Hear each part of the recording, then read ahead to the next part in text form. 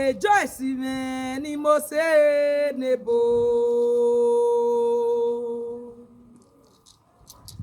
Joyce me ni mo se nebo. Joyce me ni mo se na kyo.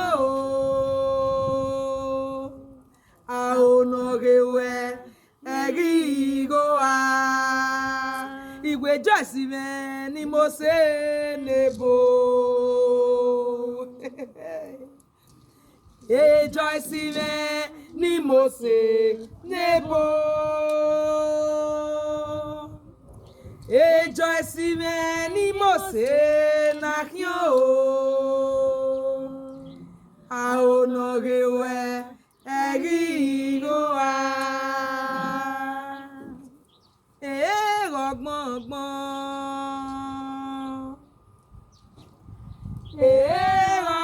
Ọgbọ́n nára mi Joyce me o.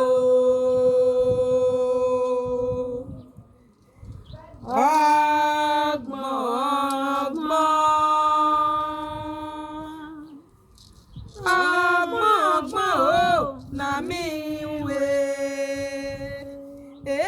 Ọgbọ́n o. Ami Daosa ni mo se.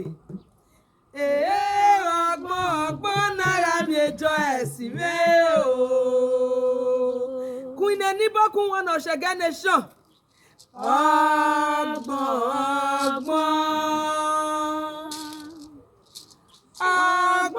o na mi we. Yare o, yare mo me. Joyce yare o.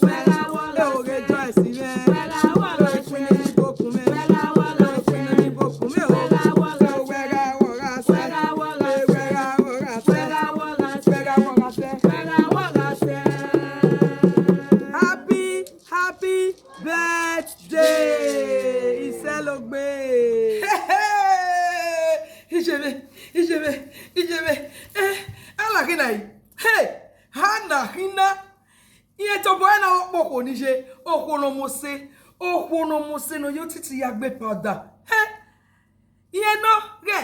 Mrs. Joyce Idaosa, aka Mama Imose, aka Queen Enibokun 001, aka Royalty One of Sheshege Nation. Ije mi. Ọmọ gba mi va yeye. Opo ko ni je happy birthday. Ori upo bapo, upo gogo, upo nyene, upo egbera mi, upo to mi, upo mo, upo igo, upo mi eja wu. E ori e bapo. Ukukun mi, upo no de o re jawe no so no na. Happy birthday. Iselogbe. E fo mo dagbon we fo we di o wa we. E mo ra manu, odo e ra manu, ode we ra ma, o wa we ra ma. Uki ari ebe yeye. No re we boni. So wo bo. Ije mi, happy birthday, happy birthday, happy birthday, happy birthday. Opo ko ni je. Iselogbe.